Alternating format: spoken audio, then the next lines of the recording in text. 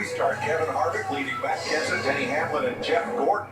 Now, Brad Keselowski lost 11 spots on pit road. And you can see the difference. I mean, there's the driver difference, there's the crew difference, but let's show you why. Brad Keselowski in the 2, you can see he is right there. He's blocked in by the 6 car. But the problem was when Brad pulled in his pit box, David Reagan was in that box right there, and that's the reason Brad Keselowski was at that angle. And then he killed. Then when he tried to get out of there, he killed the engine, and that really hurt. So he lost a lot of time, not only just a pit stop, but trying to get out there. So Keselowski will restart 19th. Will take the green flag with 137 laps to go. Harvick, Kenseth on the front row. Hamlin, Gordon. We're back under green. That was really a good restart by Kevin Harvick. He timed that just right. Got a little bit of jump on Matt Kenseth. Cleared him and was able to take off. Jeff Gordon's problem is going to be getting between those Gibbs cars. Not going to do it. Casey Kane lets him in. Yep. Nothing like a nice teammate when you need him.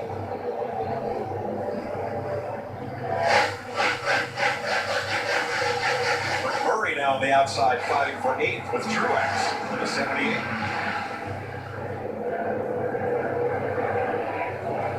Kevin Harvick has led the most laps today, but still a long way to go as Logano tries the inside of McMurray and makes it. Yeah, McMurray just kept running down, and McMurray finally had to let Joey Logano go or he was going to run him in the grass.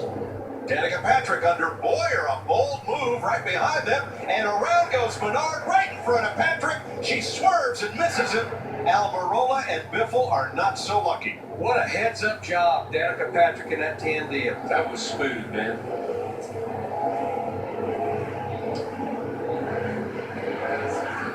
Jimmy Johnson involved as well. Let's see if we can see what happened here this time. Who ran into who? Somebody did. Yeah, let's watch Paul Menard on this one. Is that Menard? Yes. Okay. Started blocking a little bit. Well, then right there, he just shot into the back of Joey Logano and then around he went. Derek, was he trying to get eager there to try to stay up with Joey Logano because he had McMurray up pinned on the high side, just like what you see here? I think so. Tried to get in there to be able to close that gap. But watch Danica. Watch her. Watch how quickly she reacted to that. I mean, she could have plowed right into the side of the 27. Thought that was pretty heads-up driving right there.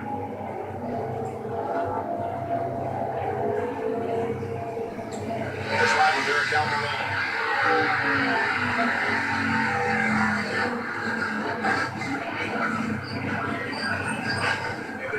There was nowhere for Eric to go for that point.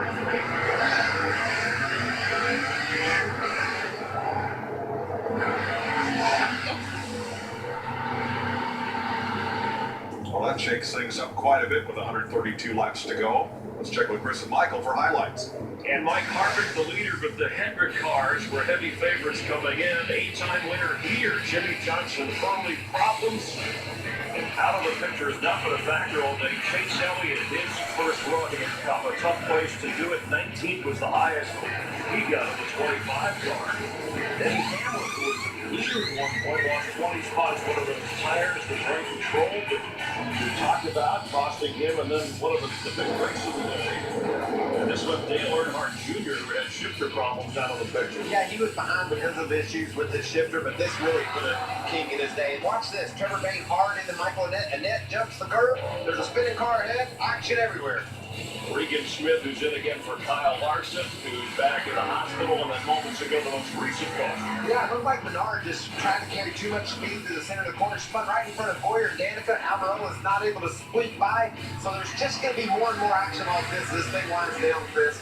This thing is going to pick up. Our 14th caution already. We've had 25 lead changes in this race and still 131 laps to go. This year, lead changes have been down across the board in all races. But how costly would a late race spin be? We've had a number of drivers, even on their own, get in trouble there, and that would affect certainly track position. Any loss of track position at this point in the race will put your day at an end. I mean, you can't overcome a penalty like Denny Hamlin has. Right there, Greg Biffle, solid right inside the top 15. He's faded because of the spin. You don't want anything like that late in the race. You got to hang on to every inch you got. And Chris, what I love is the way these leaders, you talk about less lead changes this year. They get lined up, stacked together. You're liable to go from first to fifth in one turn. And manipulation of tires has not been an issue. Just controlling them and now gambling with the tires. We saw what Brad Keselowski did last week, and he pulled off the victory. You talked to him in the pre-race show. What kind of strategy should we look for here? Well, I think it's been 4 tires all day long. So if you're at 50 laps or so, you're going to want 4 tires. But if you're at a 12th or 15th, why not roll the dice?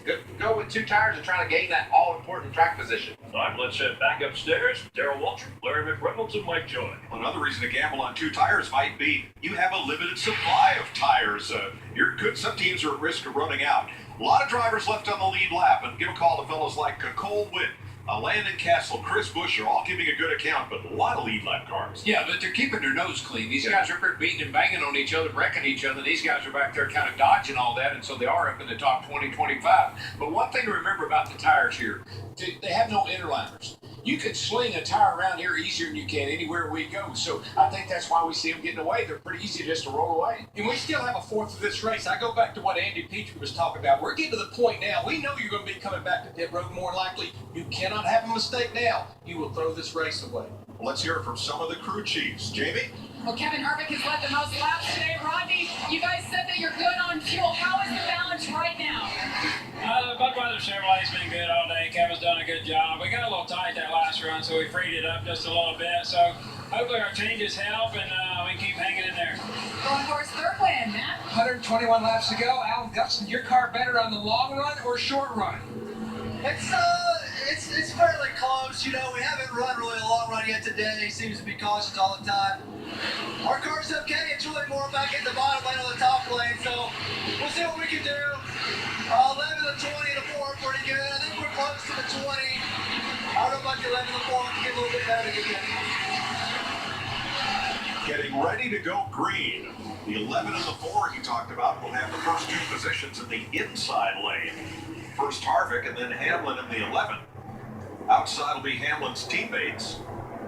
Matt Kenseth and Carl Edwards. Then 2 Hendrick Chevys, Jeff Gordon and Casey Kane. David Reagan, Martin Truex, Jamie McMurray, and Joey Logano, the top 10. Gordon's in the best spot.